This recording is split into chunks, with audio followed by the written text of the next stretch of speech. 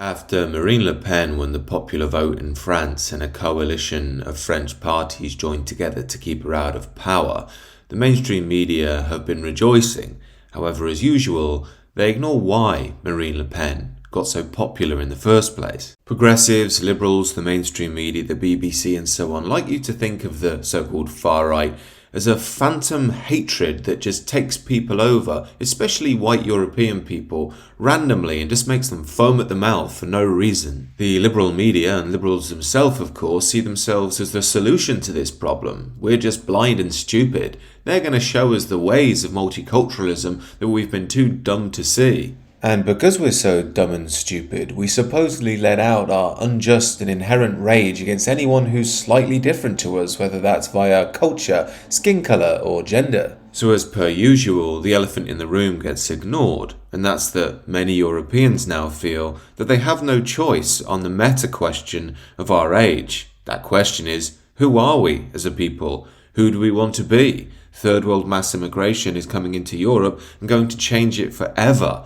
This is potentially the biggest thing to happen to Europe ever, and we're basically ignoring it. It's completely undemocratic, and if you raise it, you'll be called evil and hateful and so on and so on. So that's what people like Marine Le Pen, like her or loathe her, represent to many people across the continent. A chance to have a say on your future, a chance to control what sort of country that you want to be.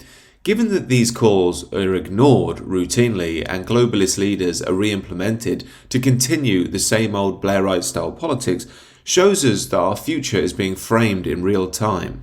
The first thing we can see happening is that populism, quote-unquote, is growing across Europe. In France, it absolutely dominated in the European elections. However, we can also see that despite it growing, the elite will do anything to keep it out. What this shows us is that our political and media elite will go with post-Marxism and some form of globalism over traditionalism every single day of the week. The second thing we're seeing developing in France and most European nations now is the country versus the city.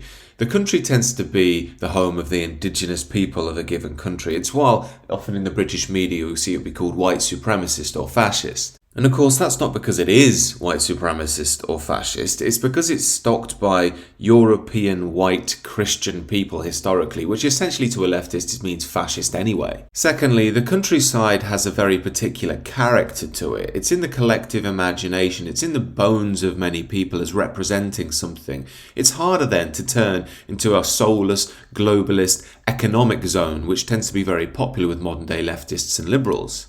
And on that note, that brings me to the city, the home of modern liberals, as well as the hordes from the third world. Of course, the cities are also home to the elites. However, they don't live on the ground with everybody else. They live in the skyscrapers, in their ivory towers, sneering down at traditional Europeans for how terrible and evil they are.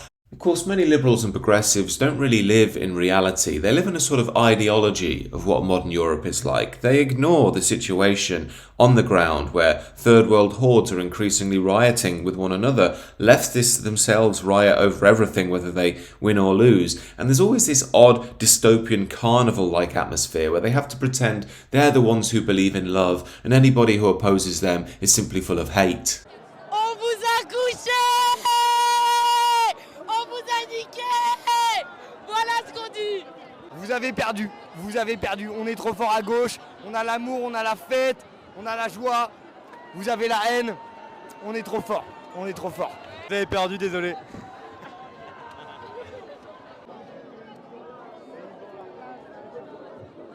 C'est des racistes. Voilà, c'est tout. Of course, they ignore, as we learnt from Jess Phillips recently, that many leftists are trained to hate from birth. I was raised in no uncertain terms to hate Tories. Oh, okay. I mean, like, hate, like it's a swear word. And that many people who are concerned about their countries and continents aren't so simply because they're full of hate and they just hate any person from Argentina or Japan randomly, but because they see their countries falling away and they love their countries, they love their ancestors, they love the idea of their country surviving into the future, and that's a noble vision. Yet of course this is constantly ignored by the mainstream. If you love your country, that is synonymous with hating another person according to them. Yet of course this is just a red herring set up by modern liberals who are more interested in implementing a globalist neoliberal economic agenda with left-wing social values. I think some people go on board with this simply for the money, some people go on board with it because they want to see the world burn, but some people out there really do believe it. They really do believe if you just move vast swathes of people into different countries, the only problem isn't people coming here with different value systems, different cultural practices and a dislike of us, it's you for not being tolerant enough. As I've said on this channel before, cultures are semi-sacred entities and they're very close to people's hearts. They live more on instinct than intellectualism, which is why the modern left don't like them.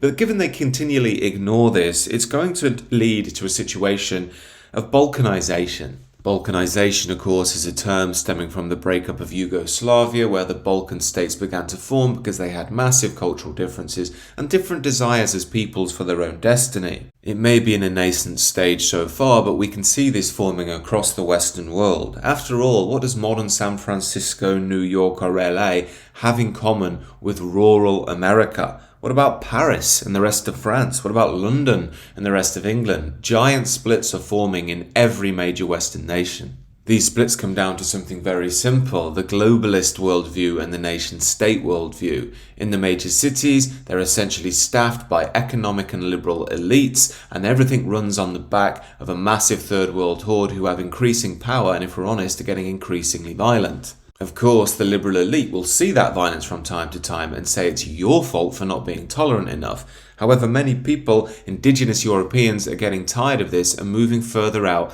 into the rural areas to find some historic way of life, an identity that their ancestors were born into and they hope to continue for their children into the future. Of course, the criticism that would be levelled at me for saying all of this is you just hate immigrants, you're full of hate, etc. But as I've said for about 100 times on this channel, it's not that I hate immigrants. I'm not even opposed to immigration per se. I just believe it should be in manageable numbers and we should have something for people coming here to integrate into, as well as being sure that they actually want to come here, like us, and want to integrate.